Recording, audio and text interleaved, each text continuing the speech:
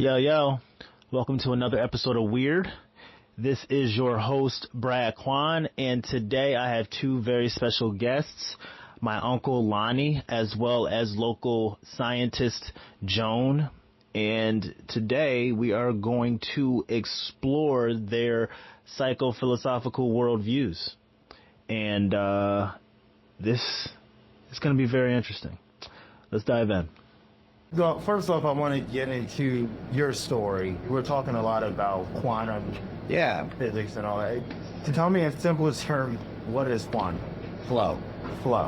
Okay. Yeah, I'm Joan. It's nice to meet you, BradQuan and Lonnie. Good to be here.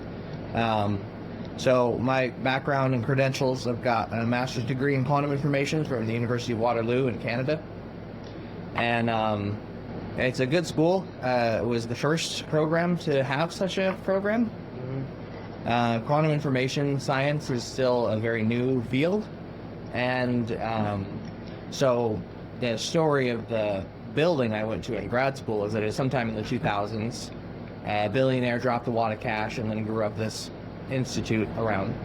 And so I passed through there. I graduated a little bit ago. It took me about 2 or 3 years. I tried for a PhD and then I had to quit. It just wasn't working out. So after that, my husband and I moved back home to the U.S. We went home to our Flagstaff, our mountain. Stayed there for a couple of years, and like I told you before, I was doing some politics back home in Coconino County, and we just moved here back in October of last year. So been here about 8 months, and I'm excited to be here in bustling New York, upstate. The politics, please go into that. Politics? Yes. Your political role and what your motivations were. Sure. So I was the first openly transgender person to be elected the Coconino County second vice chair under Laura Carter. And, she's your typical Democrat, right? Okay. Just privileged old white lady, thinks she can go in. I went to her house at one point. It really bothered me. She had, all this, savior complex, basically. Oh, poor you, poor people, poor you, gay people, poor you, black people, poor you, I'll come help fix you. But then she'd never actually fucking listen to me if I had something to say about my friends in the alphabet mafia. And so, we butted heads, as you can imagine.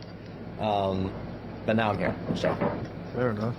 What were you able to accomplish given the established position? It's whenever you come into these political positions, you can have your individuality, but you're coming into a scripted role. Yeah. How do you play your part in a scripted role where the script is not written for you? Yeah. I mean, how were you able to take some actors, they take a script and they put it in their own words? Yeah. Were you able to do that position? For me, it's before I think about the things I do, it's come back to my process. So my first principle of my process is to practice. Okay. Practice is the process. So whatever it is, whether I'm trying to teach myself boxing, for example. Right here in beautiful Schenectady, there's this gym, Ring of Hope, Schenectady. I gotta shout them out every time I get a chance to get on a mic, because Ring of Hope is a community institution, and you know it when you see it. A third space where a community can gather, and they're not telling you you're fighting too slow. They're not telling you, slow down. Their coaching staff really understands that sometimes people need to be pushed. Sometimes people need to be let go at their own pace. Okay. And you can just feel it when you walk into Ring of Hope in their classes that they teach, and the community institution that they've built over so many years. I mean, it's the difference between a building that's dilapidated and a building that's loved. Okay, fair enough. So, let me ask you, what experience first made you realize the world wasn't as fair as you had been taught? Oh, that's a good one. Shit. Say it again. Tell me again. What experience first made you realize that the world wasn't as fair as you had been taught to? Yeah. That's a good question. Okay. So, I was born in Albuquerque, New Mexico. My parents, my mom was a teacher in the poetry department. My dad is trying for his master's in math, and they met and fell in love, and they decided to just change their life. She dropped her out of her position on the teaching staff, and he dropped out of his master's degree. And instead they decided to build a commune. They didn't quite get it to happen, but along the way they learned how to build a house, house building, construction. And my dad, he was good at mental calculations, right? He could convert fractions to decimals like nobody's business. That's what they taught him in school. Okay. And my mom is an artist, right? She's a poet.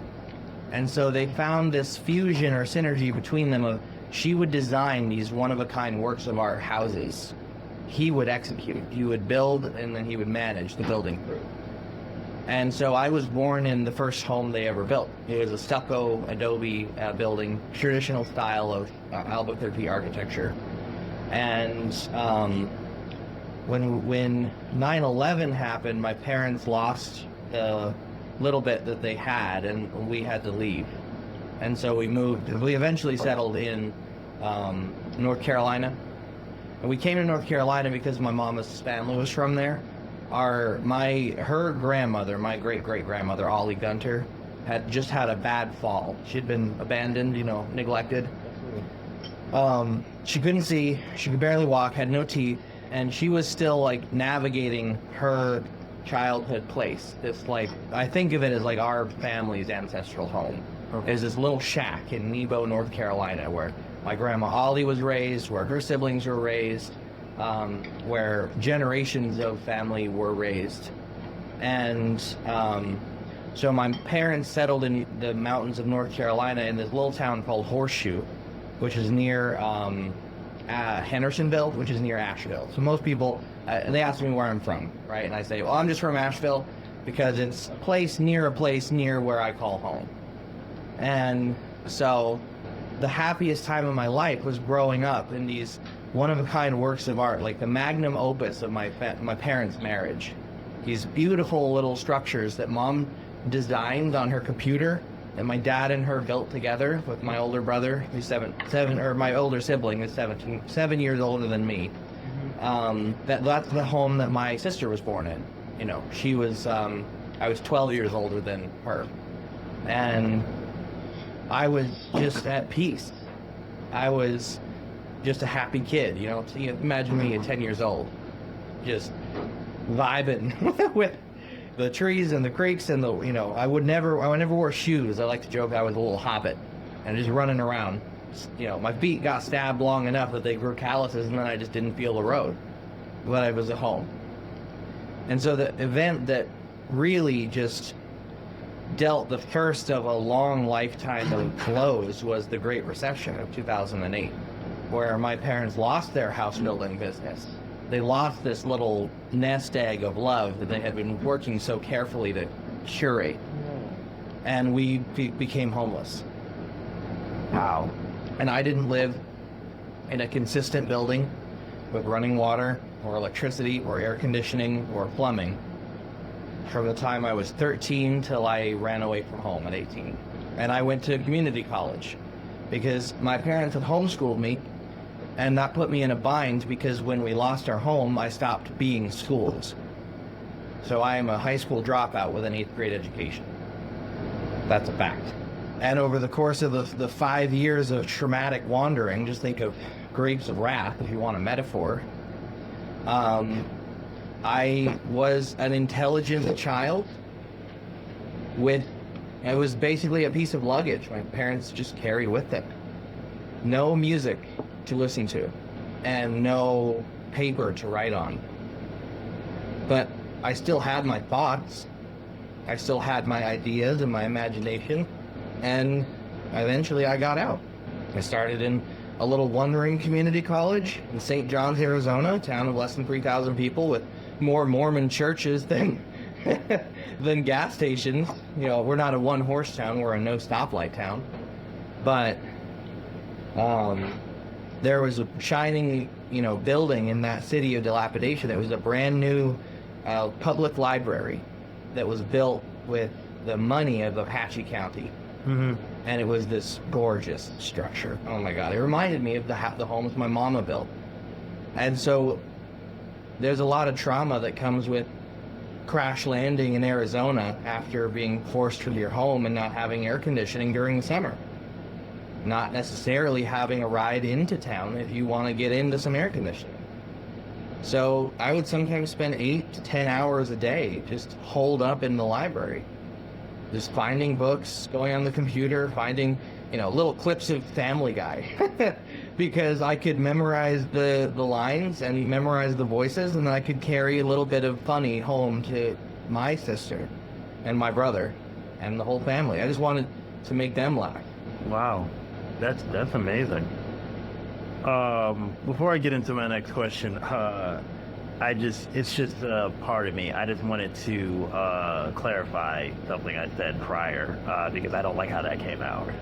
When I said, I want to get all of what you are. Sure. Yeah, Well, if you want that, I was just non-binary. Well, yes, but what I meant was, when I interview people in this way, I want to capture their humanity beyond flesh. No, right? Spiritual matter. I didn't misunderstand you. Okay, absolutely, fair enough. Absolutely. My anxiety makes it so that you feel it. Yeah, it's no problem, man. Okay. It's all good. It's all yeah, good. fair enough. Practice is everything. So I've written my story down. I've spoken my story out, and the process of practice has helped me to just tell you my story. Absolutely. So it's trauma, right? It's so much trauma. Like, dude, you have no idea how many therapists I've been through and 15 years of time spent trying to wrangle all that trauma, trying to make sense of unspeakable abuse. But, here we are. And, we got this table, we got water, I got a piece of paper, we got, beautiful ideas, interesting people. New York's a cool place to be. Absolutely. And I get to do work I love, which is quantum engineering. And what a privilege, Holy shit, quantum engineering? It's a field that's so new, you're probably the first person to hear me say it exists. Quantum field engineering is something I'm going to make or bring out into the world. So I'm just looking forward to that process next. Yeah, it's definitely not something that surprises me to exist. I've been familiar with the term quantum physics. Everyone is. Yeah, absolutely. It's more of a marketing term than anything else right now. Absolutely. All that, though, brings me to the next question that I came up with. How did homelessness impact your perception of yourself? Good one. That's a juicy one. Well, it's like navigating the most brutal loss of dignity. Because you guys obviously, there had and had not. You guys were obviously had. And your identity aligns with that. You know what I mean? Because the truth is, the society in which we inhabit is rooted in vanity. That's just what it is. It's you true. Know what I mean? It's true. So, it's like, did people view you in such esteem because of your status? You know what I mean? I guess. Ask that again. Did people originally view you with esteem because of your status? Is that something you experienced, and then did this ship just completely rock you? I guess I really just want to get into your shoes and that, because that's such an extreme. We haven't walked in each other's shoes, so let me just break you down some just experiences of what it feels like to be homeless, where your home is a car, where the car is full of the only possessions you have left, and then your family trying to sleep in that car. It's you. It's your older sibling. It's your younger sibling. It's your mom. It's your dad. Where do you put the car? What kind of car is it? A 1992 Mazda hatchback 323 that was white. I think it was tiny. Dashed. Oh, wow. You have to find a place to park. Right. Where can you park? Right. You can't park in a parking spot. You get 2 hours in a parking spot. You can't sleep for only 2 hours. Huh? So where are you going to go? You're going to go... Walmart parking lots are okay sometimes. You know, you see camper trailers there, and I just think that, you know, there's my kin. But, you know, you hear some asshole fucking rapping on your shit halfway through you're trying to get some sleep with the whole family that has to stay together. Some police officer, some pig trying to tell you guys you got to go somewhere else. Well, we need sleep. We need to go to sleep. We need to have enough of it. Are there actually laws that say that you can't be in this Walmart parking lot? Correct. Really? They're making more and more of them every day. I mean, where can any of us gather, really, ever, anymore, without having to spend $1 to just sit down and have a conversation about what's actually fucking happening, not in my past, but here and now. It's constant anxiety every day. Trying to figure out. Deepest anxiety about the most basic principles of survival. It's funny you bring it to that, because I would say we align ourselves with spaces that are comfortable and that become familiar. You know what I mean? And there's that fear of the unknown. What was that sense of comfort for you, that sense of familiarity within that? Well, you have to get comfortable with not having had a shower in a week, because you can't have one. So you get comfortable with the detritus of your body. Detritus. The sleeping to that. But you also gotta get comfortable with being uncomfortable. You know what I'm saying? Say that again. You gotta get comfortable in being uncomfortable. Yeah. You know what I'm saying? Because I remember going to a city mission for the first time. I remember operation. I remember working hard. And I remember telling myself, I would never be in that position. You know, seeing the guys out there, all they get this destruction. And I remember when the first time I had to go in there, it was like strange. It was weird. And you reject it. Exactly. And then I had to get comfortable with being uncomfortable. Right. I had to do it. There's no other way. I had to sleep. After I had to shower. I had to get. You gotta eat. You gotta have a shelter on me, no matter Yes. where it's at. Yes. And I remember going through that, you know, and then I started understanding, like, sometimes it's best to go through certain things than when you can understand certain things. 'Cause a lot of people don't understand homelessness until they actually been in it. Right. You know what I'm saying? Yeah. It's tough. Yeah. And it's tough being homeless. Yes. That's a job Absolutely. to maintain that. Well, It's a job. I love that you say that it's a job, because when I'm talking about anxiety, I'm talking about what is in my mind. You know, mind on my money on my mind. Please just give me some money and so I can eat. Yeah. Right? But if your mind is constantly, like, think of the effort you have to expend, all that work you're doing just to keep you and your kin living, that you don't actually get to live your life. Wow.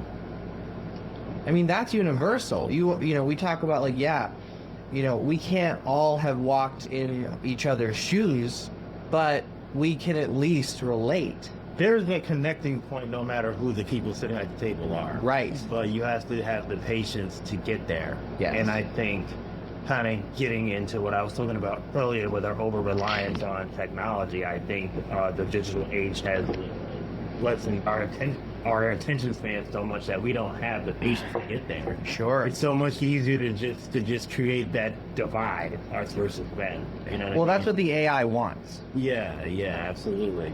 You know, and the homelessness thing, that's interesting to me, because I feel like I don't think the appreciation of life can come without having gone through adversity. I guess having said that, I feel that for sure. yes. And I guess having said that, like, do you feel like you have a greater connection with humanity because of living within that uncertainty of not knowing when you were going to have stable shelter again? You know, I'm feeling that so much, I don't even know if I need to answer the question, right? Like, it's just a good question. Yeah. So, like, y'all want to know something? We're all, I think, scholars. I mean that with all the sincerity I can muster. That we all have our process. We all have our scholarship. We're working. We're trying. We're trying to navigate the detritus of a life. I have to ask you, Yeah. can you define that word? Detritus? Yeah. Like, I wish I had a dictionary. I use it to mean, Rich, what?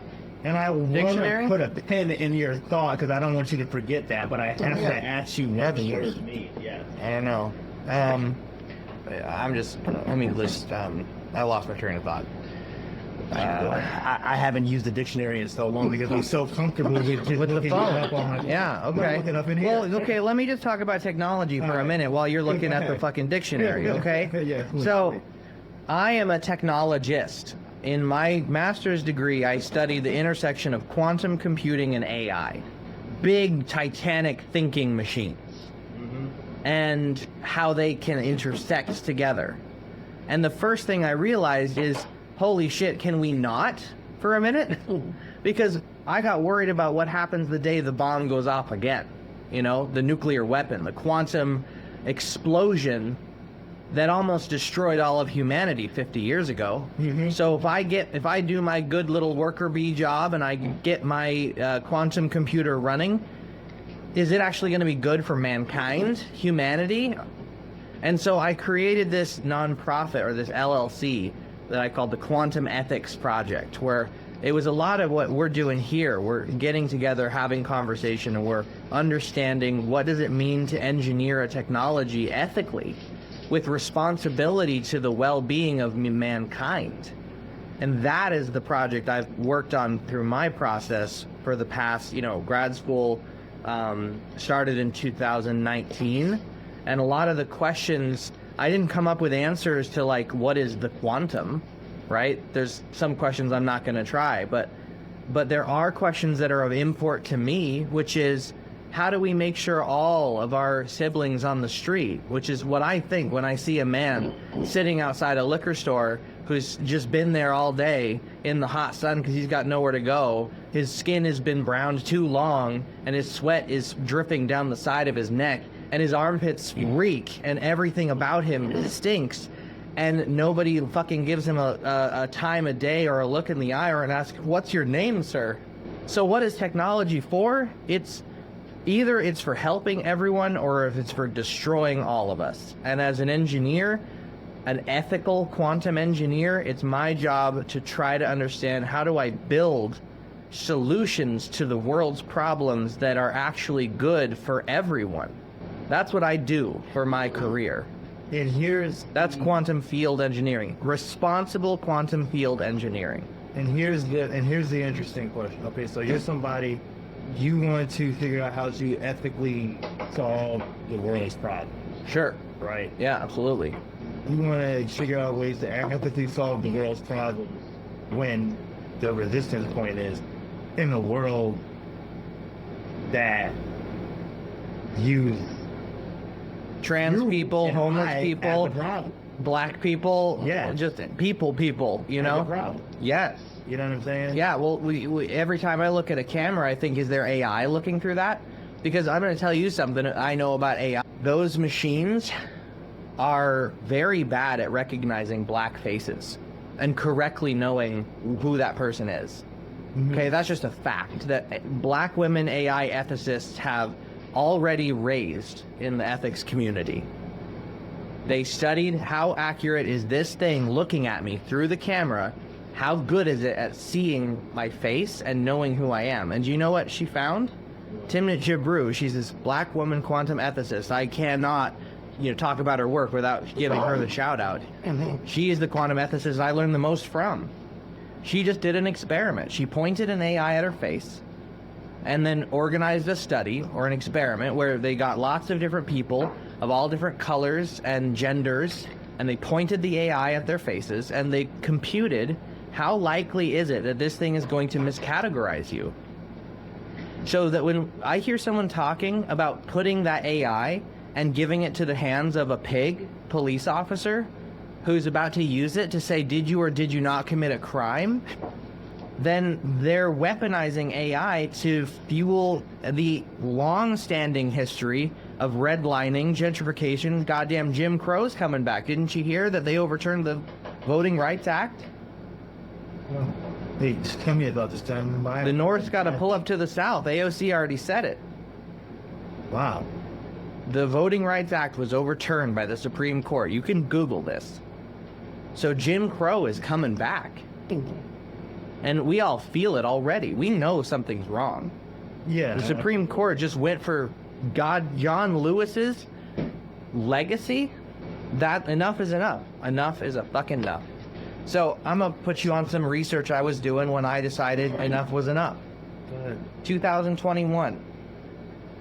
My husband had just gone into surgery, and I knew he was gonna be okay, but I was still worried about him. It was the pandemic.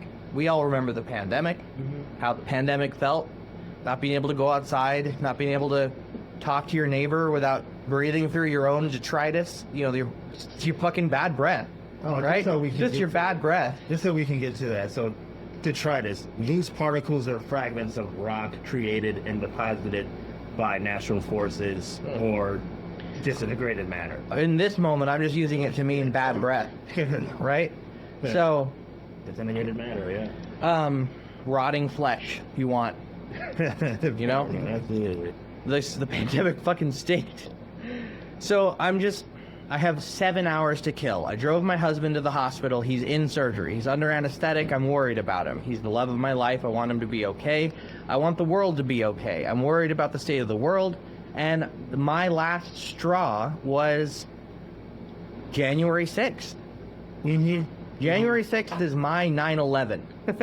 It was the moment that my whole world broke, but this time I was just decided for the last time. Explain that to me, please. January 6th, like lots of big historical events, was a turning point. 9/11 was a turning point. 100%. When you have an event that is so horrific, it impacts an entire generation, entire country, entire planet.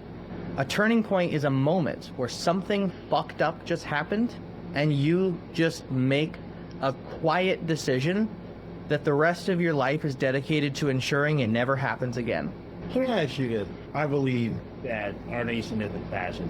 And in Agreed. fact, I believe that That is correct, I sir. believe that we've been in BradQuan, fascism. that is right. Yes, I believe that we've been in fascism really since 1773. I mean, absolutely. Absolutely. You are And so right. I was chatting with Rich about this the other day because what the interesting thing about it is like this has always been the case, but it took for our government to become absurd.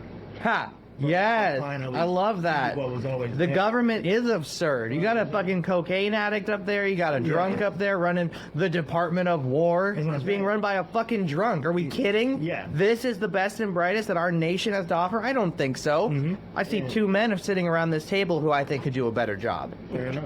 Period. And it took for that for us to see what always has been. But within fascism, there are always scapegoats. Sure. You know what I'm saying? We can Oh, say, yeah. we can say homeless people. Oh, we yeah. can say immigrants, Sure. trans people. Yeah. They fit into that. Yeah, no shit, Sherlock. And this is what I was saying to a friend of mine who didn't seem to believe that. Can you explain that? for- Explain fascism? No. Explain The to me relationship why between trans- fascism and trans people? Okay, yeah, Yeah. I think it's swing at Yeah, that. I want to understand. I want All to right. understand that. Why you So, guys are. one of the first things I studied when I was 15 and homeless in that library in Apache County, I told you guys about, is Greek mythology. I just loved it. I thought it was so interesting. I tried to learn everything I could about it. Because sometimes, when you're passionate about ideas and you're a thinker, like a deep thinker, you just rip some shit apart because you just love it. Yeah. You just love taking it, learning everything you can about it, taking pieces of it, rearranging them, like, it's just a work of love, this. So, Greek mythology. Okay. Did you know where the Socratic method, so Socrates' teaching style, do you know where it came from? Enlightenment. He stole it from a woman. Yeah, he was very Aspasia. misogynist. Yes. Yeah. So Aspasia, who is she? So let's remember Aspasia. She was a midwife. Okay. And the Socratic method wasn't about, I know more than you. So I'm going to ask you all these questions to test your knowledge, which is how Socrates used it. Aspasia's problem, she was an engineer. She was a doctor. She was a midwife. Her job is to make sure that this woman gets through the detritus of birth and both her and her baby survive. That was the problem that she was a specialist in. And as a specialist in birth, she decided to ask these women questions. Where does it hurt? What is hurting? Are you hot? Are you cold? Gentle questions. taking the biggest event in the life of a person, the birth of their first child, and just helping navigate through that, making sure that she doesn't care. Is anyone here seen a birth? It's disgusting. The detritus of birth is a word I'm using very intentionally. It's horrific. There's blood, sweat, feces. You could die. You could die, so could your baby. Yeah. And women go through that. If they want to give children to the world, they have to. So Aspasia was a master. And instead of being recognized for maybe being the woman who's founded democracy, she was forgotten. And then a man took her idea and he passed it down through Plato, Aristotle. Aristotle passed it to a gay man. I have to recognize he was a gay man, but a murderer, Alexander the Great. Yes. He was the first genocider, colonizer. He was the one who took Aspasia's beautiful method and then turned it into, I am so much smarter than you, so much better than you. I can conquer the whole of my region.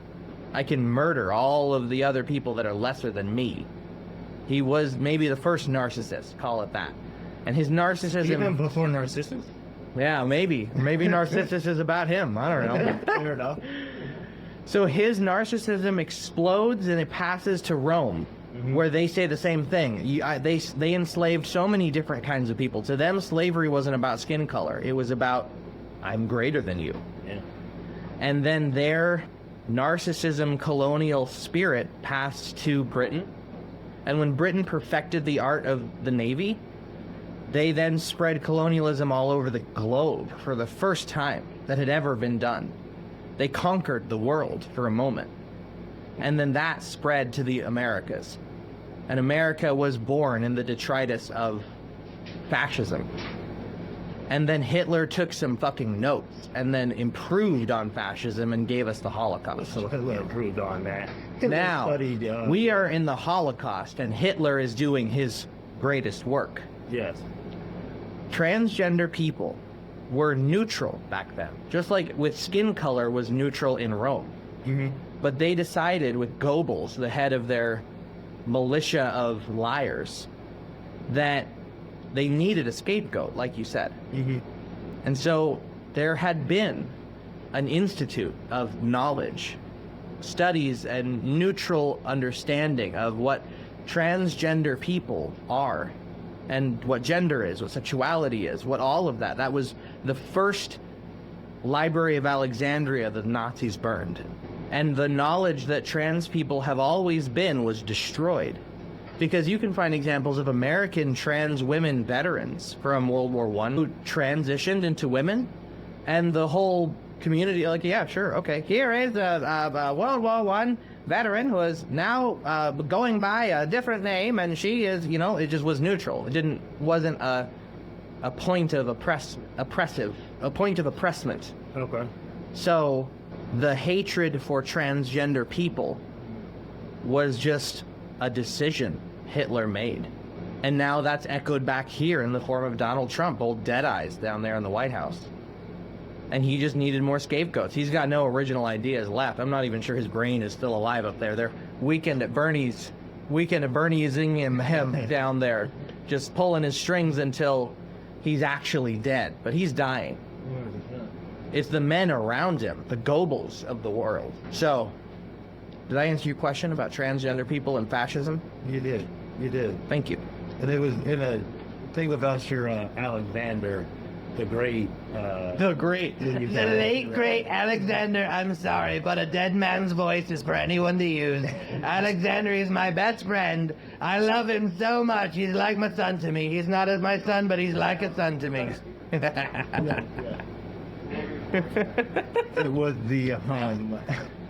It was the fact that his vanity was challenged by Diogenes. Oh, He did it. Now there's a man who owns his detritus. I love Diogenes. Diogenes. I love Diogenes, yeah. And his philosophy actually really changed my way of thinking and really made me want to challenge Yes. power structure. Yes.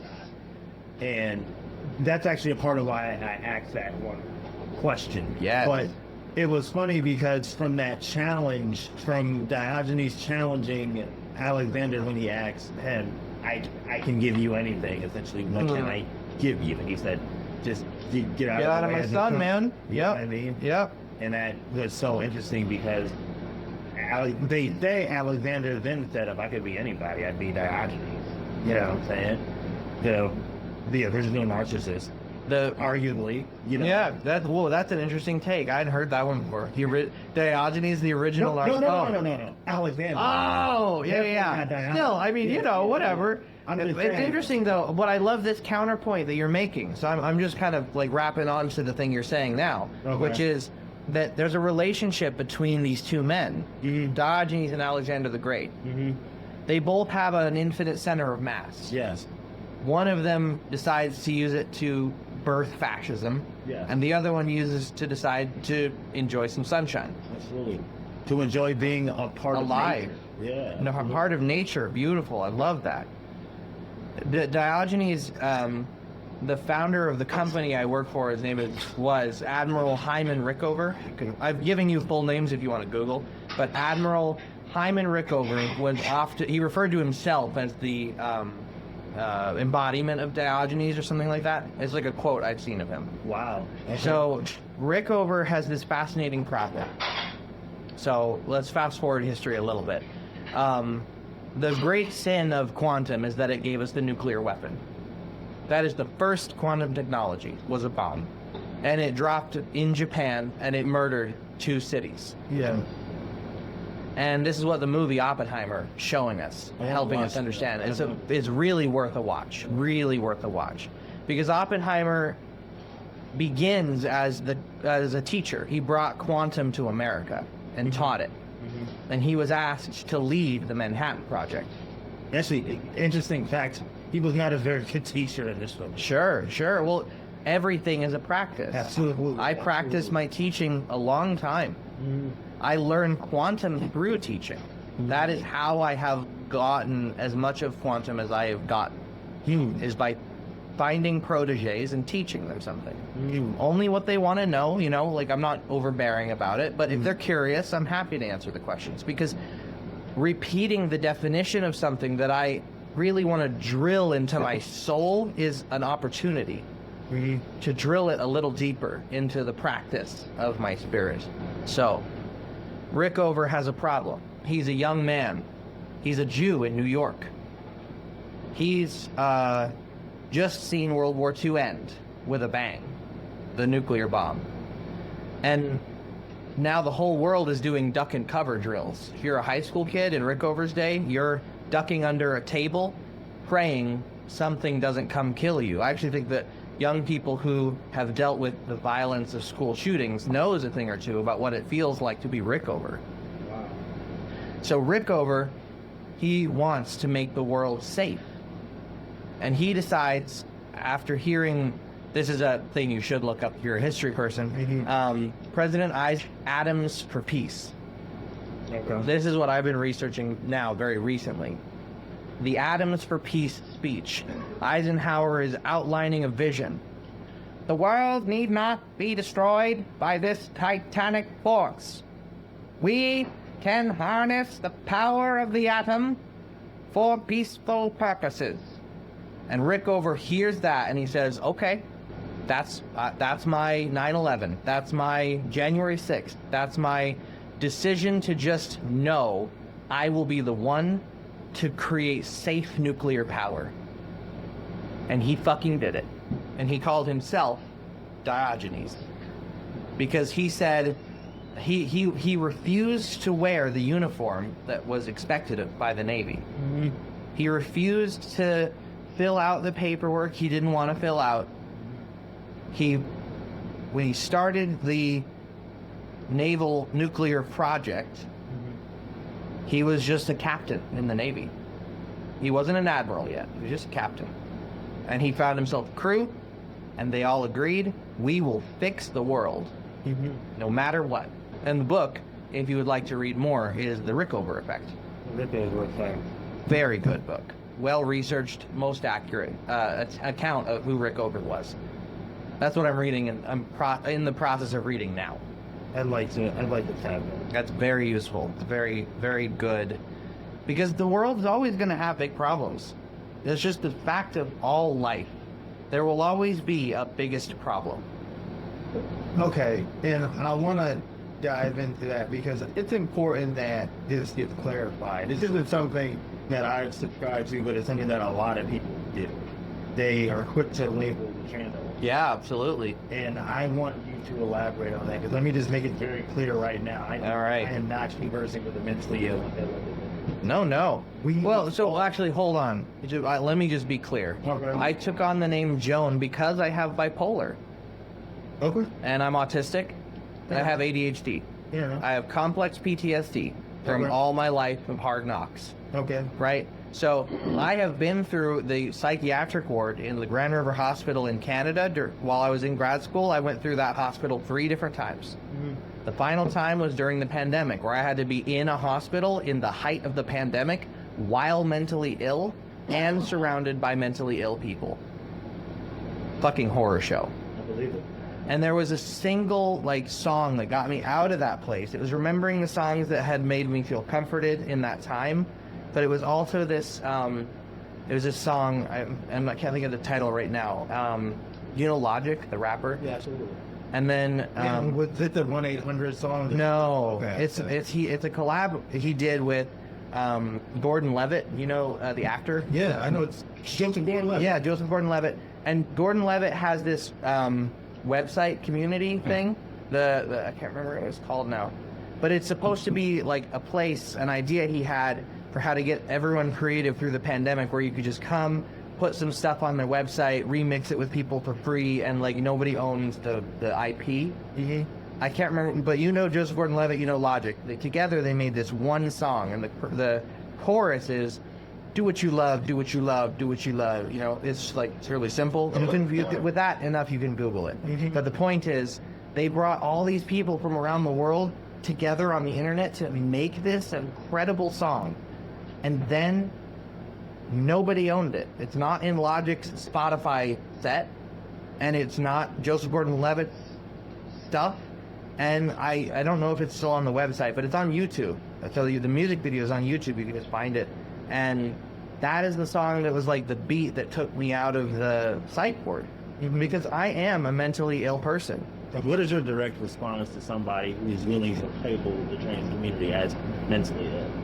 Because to an extent, I can understand the pain and the discomfort of not being comfortable within your own identity. Yeah. And then within who you are. Within your own skin. How the hell can that not cause somebody to lose their mind when you're living within a world in which people, they preach love?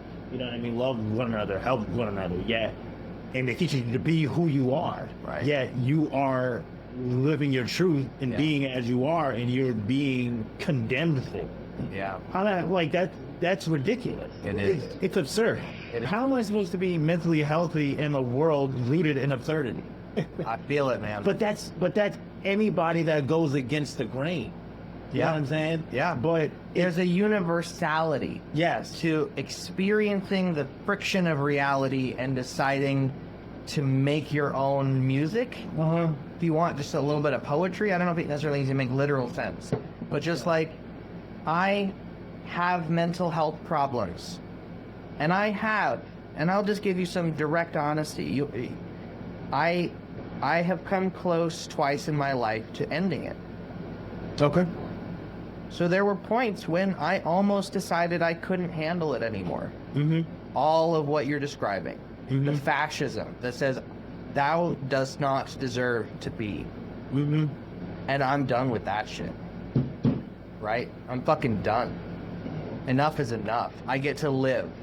My husband and I, we're gonna grow old together. He's transgender too. You think that when he went into surgery to have the body, something closer to the body he deserved, that it wasn't pain to cut part of yourself off because you know it doesn't belong to you?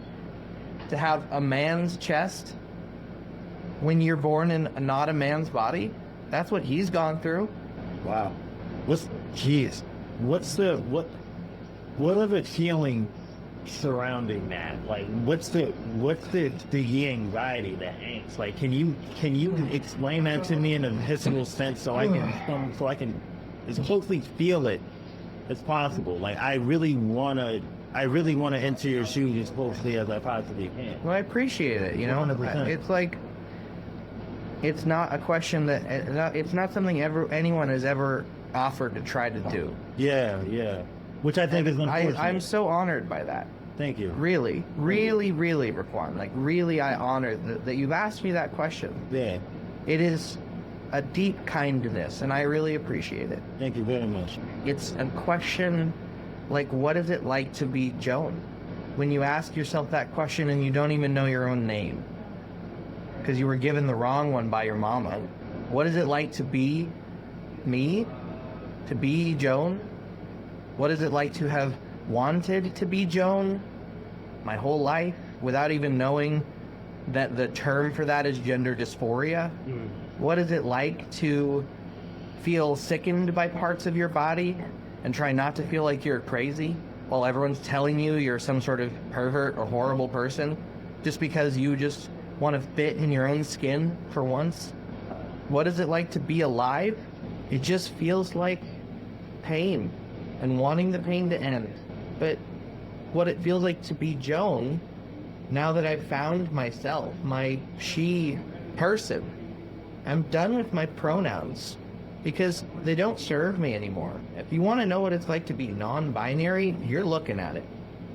If you want a name for what I am, I'm transgender. If you want an experience of what I am, I'm a woman. If you, I'm done trying to reckon with what a woman even is, and I'm deciding that it's time to just be her. That is the answer. If you want to solve America, all of our problems, America, our beautiful, the step one is getting off the web, or at least a time, and coming together in a gathering and reckoning with all that we're dealing with. John, I appreciate you so much. Hey, man, I appreciate you. BradQuan, thank you for the opportunity. Lonnie? Absolutely. And thank you for being a part of this, too. Yeah, Lonnie, I really appreciate your contribution. This is a very interesting conversation.